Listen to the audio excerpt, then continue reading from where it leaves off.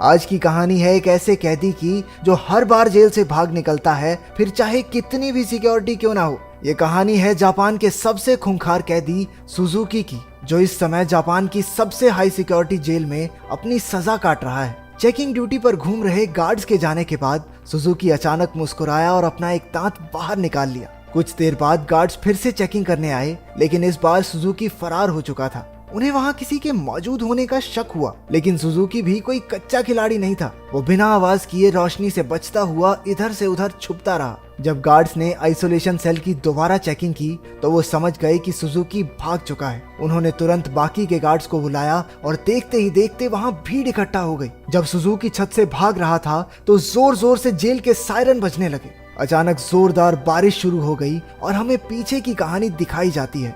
12 साल पहले कुछ कैदियों को एक जेल में लाया गया था। उनमें से एक सुजुकी भी था जो वहां 10 साल की सजा काटने आया था। क्योंकि वो कभी कुछ बोलता नहीं था तो सबने मान लिया कि वो शायद गूंगा है। उसकी छाती पर माउंट फिजी का उल्टा टैटू भी था। सुजुकी उस समय भी जेल से भागने के लिए मशहूर था और अब तक 3 बार ऐसा कर चुका था। इसके बाद सुजुकी को एक छोटे से कमरे में लाया गया जहाँ सिर्फ एक रोशनदान था। उसने रोशनदान को ध्यान से देखा। उसके दिमाग में जरूर कुछ चल रहा था। बाहर गार्ड ने जेल के वार्डन मिस्टर कानीमुरा से कहा कि सुजुकी इस बार तो हरगिज नहीं भाग पाएगा, लेकिन जैसे ही उसने शीशे से देखा सुजुकी तो पहले ही गायब हो चुका था। वार्डन ने पूरे शहर को घेरने के ऑर्डर्स दिए ताकि सुजुकी किसी भी हालत में बच ना पाए, लेकिन गार्ड्स ने तो उसे 20 ही मिनट में पकड़ लिया। पता नहीं क्यों पर सुजुकी ट्रेन की पटरी पर सीधा भागता जा रहा था। इसके बाद उसे फिर से उसी कमरे में कैद कर दिया गया, लेकिन इस बार उसके हाथों में हथकड़ियां थी। जब एक गार्ड ने अंदर झांक कर देखा तो सुजुकी मुंह पर चादर ओढ़े सो रहा था। गुस्से में उसने सुजुकी को चादर हटाने को कहा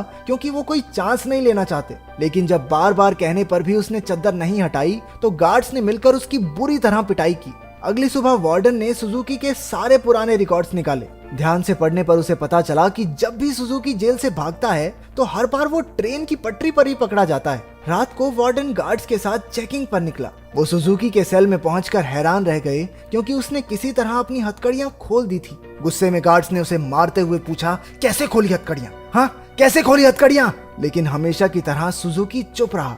एक बार फिर से उसकी जमकर धुलाई हुई। एक दिन सुजुकी एक छोटी सी तार से खेल रहा था जिसे किसी तरह छुपाकर वो जेल के अंदर ले आया था। सवाल ये उठता है कि वो इस तार को अंदर लाया कैसे? मुंह में छुपा के? ना, गू में छुपा के। इसी तार की मदद से वो अपनी हथकड़ियां खोलता था। कुछ दिन बाद वार्डन 1 हफ्ते की छुट्टी पर अपने घर चला गया। अब सुजुकी के पास भागने का बहुत अच्छा मौका था। उसने अपनी तार निकाली और ताला खोलने की कोशिश की। जल्द ही वहाँ एक गार्ड चेकिंग के लिए आ गया। उसने झांक कर देखा कि सुजुकी फिर से अपना मुंह ढककर सो रहा था, लेकिन इस बार गार्ड बिना कुछ कहे चला गया। लेकिन असलियत तो ये थी कि सुजुकी अंदर था ही नहीं। वो तो छिपकली बनकर छत से चिपका बैठा था। वो जेल से भागने के लिए सही मौके के इंतजार में था। गार्ड के जाने के बाद वो धीरे धीरे ऊपर तक पहुंच गया। उसने छत की एक खोखली जगह पर मुक्का मारा और वहां से भाग निकला। जब गार्ड्स को पता चला तो उन्होंने तुरंत सायरन बजा दिया। वार्डन को भी खबर पहुंचा दी गई और वो तुरंत जेल के लिए निकल गया।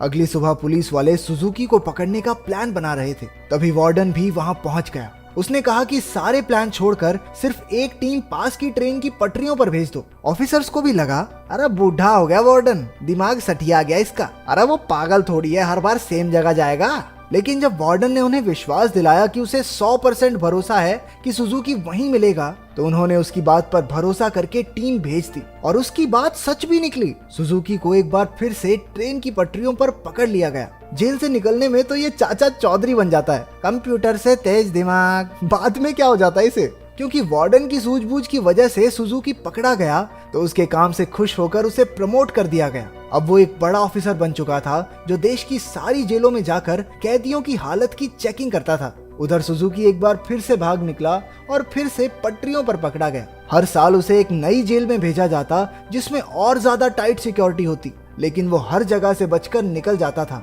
इसी वजह से मीडिया ने उसे स्टार भगौड़े का खिताब दिया और वो पूरे देश में मशहूर हो गया। 12 साल बाद उसे सेंट्रल जेल में लाया गया। यहाँ वो कड़ी सिक्योरिटी में था क्योंकि 10 गार्ड सिर्फ उसी पर निगरानी रखने के लिए खड़े थे। उसका कमरा भी पूरी तरह सीमेंट से बना था और दरवाजे पर कई ताले थे। ये वही आइसोलेशन सेल है जो हमने कहानी की शुरुआत में देखा था। गार्ड्स के जाने के बाद सुजुकी ने चारों ओर नजर दौड़ाई। वो एक बार फिर से भागने की तैयारी में था। एक गार्ड ने खाना लाकर उसके सेल में रखा, लेकिन उसके जाने से पहले ही सुजुकी ने उसे पकड़कर हथकड़ी लगा दी। गार्ड ने तुरंत सीटी बजा दी, जिससे कई और गार्ड्स वहां आ पहुंचे। उन्होंने मार मार कर उसकी बुरी हालत कर दी। होश आने पर सुजुकी ने दरवाजे से गार्ड्स को जाते देखा। उसके चेहरे से खून टपक कर लोहे की सलाखों पर गिर रहा था। अगली सुबह गार्ड्स ने उसकी हथकड़ियों पर कुछ और पेंच कस दिए ताकि इस बार वो उन्हें खोल ना पाए। जाने से पहले वो एक बार फिर से उसके शरीर की थोड़ी मेंटेनेंस करके गए। इसी तरह सुजुकी के दिन बीत रहे थे। वो जानबूझकर गार्ड से पंगे लेता, वो उसे मारते और फिर वो अपना खून लोहे की सलाखों पर टपकाता। एक दिन गार्ड्स ने उसे इतना मारा कि उसका दांत टूटकर गिर गया, लेकिन सुजुकी ने उसे उठा लिया और उसे देखकर अजीब तरीके से मुस्कुराने लगा। ऐसा लग रहा था जैसे ये सब उसके प्लान का ही हिस्सा है। इसके बाद सुजुकी दीवार पर अपने दांत से कुछ बनाने लगा। कुछ हफ्तों बाद सुजुकी ने एक और गार्ड पर हमला कर दिया। इस बार उसे सबसे खतरनाक सजा दी गई। उन्होंने उसे एक लंबी जंजीर से बांधकर ऊपर लटका दिया। 1 साल बीत गया और सुजुकी अभी भी सजा काट रहा था। उसकी हालत बहुत बुरी हो चुकी थी। शरीर सड़ने लगा था और उसके घावों पर कीड़े पड़ चुके थे। आखिरकार उस शाम गार्ड्स ने आकर उसकी जंजीरें खोल दी। पूरे 1 साल बाद उसे चैन की सांस आई थी। उधर पुराना वार्डन मिस्टर कानेमुरा वहां की जांच करने पहुंचा। उसने आइसोलेशन सेल में जाकर देखा कि सुजुकी की हालत बहुत खराब थी, लेकिन वो उसे नजरअंदाज करके वहां से चला गया। इसके बाद वही रात आई जहां से कहानी की शुरुआत हुई थी। जब बाहर बिजली कड़कने लगी तो सुजुकी ने अपने प्लान को अंजाम दिया। उसने अपना दांत निकाला और हथकड़ियों के पेंच खोलने लगा। असल में सुजुकी दीवार पर दांत से कुछ बनाता नहीं था, बल्कि वो तो उसे घिस घिस कर तीखा कर रहा था ताकि उसके इस्तेमाल से पेंच खोल सके। हथकड़ियों से आजाद होकर उसने दरवाजे पर जाकर लोहे की सलाखों को धक्का देना शुरू किया। लगातार खून टपकने की वजह से सलाखों पर जंग लग चुका था। कुछ ही पलों में सलाखें टूट गई और सुजुकी जेल से फरार हो गया। इसके बाद सुजुकी के जन्म की कहानी बताई गई। उसके पैदा होते ही उसकी माँ की मौत हो गई थी और उसका बाप जेल में सड़ रहा था। इसी वजह से वो अपने रिश्तेदारों के घर पला। एक दिन सुजुकी जंगल में प्रैक्टिस कर रहा था जब उसे दूर से एक आदमी आता दिखाई दिया। ये कोई और नहीं उसका बाप था। उन्होंने कुछ समय बातें की और तभी उसने अपने पिता की छाती पर माउंट फीजी का एक टैटू देखा। बदकिस्मती से जल्द ही वहां कुछ पुलिस वाले आ गए जो सुजुकी के पिता को पकड़ना चाहते थे। वो उन्हें देखकर रेल की पटरी पर सीधा सीधा भागने लगा। इस दिन सुजुकी ने कसम खाई कि एक ना एक दिन अपने पिता से जरूर मिलेगा। वर्तमान समय में सुजुकी फरार होकर एक बार फिर से पटरियों पर दौड़ रहा था। मिस्टर कानीमुरा ने पीछे से उसे रुकने के लिए आवाज दी और हैरानी की बात यह थी कि वो रुक भी गया। कुछ ही देर में गार्ड्स की एक टीम आकर उसे पकड़कर ले गई।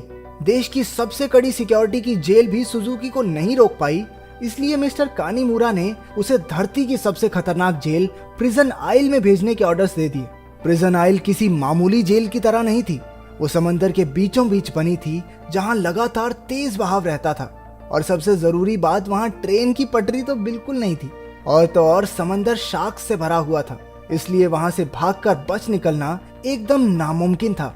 जेल के अंदर के हालात भी इतने ही खतरनाक थे। पूरी जेल में चारों ओर हजारों गार्ड्स थे और अगर कोई कैदी भागने की कोशिश करता तो उसे देखते ही गोली मार देने के ऑर्डर्स थे।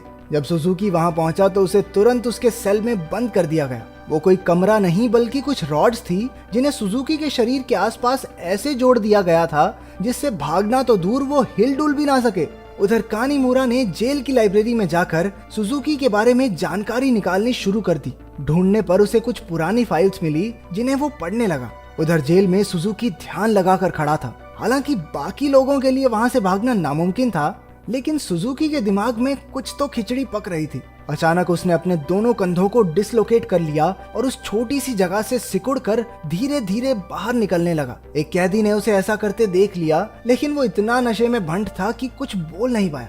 उधर कानीमुरा अभी भी अपनी रिसर्च कर रहा था कि जेल के सायरन बजने लगे। हालांकि परेशान होने की बजाय जेल का वार्डन खुश हो गया, क्योंकि वहां से बचकर निकलने का कोई रास्ता था ही नहीं। ऊपर से आज सारे गार्ड्स को एक कैदी को गोली मारने का मौका मिलेगा। मिस्टर कानीमुरा ने उसे समझाने की कोशिश की कि सुजुकी कोई आम कैदी नहीं है, लेकिन वार्डन ने उसकी बात को नजरअंदाज कर दिया। अगली सुबह कई गार्ड्स को बंदूकें देकर पूरे आइलैंड में फैला दिया गया। वार्डन अपने आदमियों को कुछ समझा रहा था कि वहां मिस्टर कानीमुरा आ गया। उसने वार्डन को बताया कि सुजुकी असल में अपने बाप को ढूंढने आया है जो इसी आइलैंड पर कैद है। ये सुनकर सब हक्के बक्के रह गए और तभी सुजुकी की असलियत का खुलासा हुआ। असल में अब तक जो भी हुआ वो सब सुजुकी के प्लान का एक हिस्सा था। वो बार बार जेल से भागकर जानबूझकर पकड़ा जाता था ताकि आखिरकार प्रिजन आइल तक पहुंच सके। उसका असली मकसद था अपने पिता को आजाद करवाना।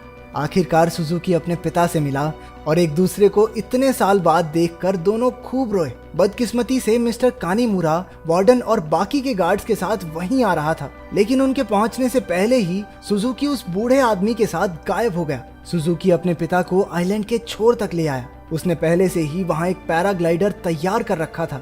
दोनों पैराग्लाइडर पर चढ़े और दूर उड़ गए।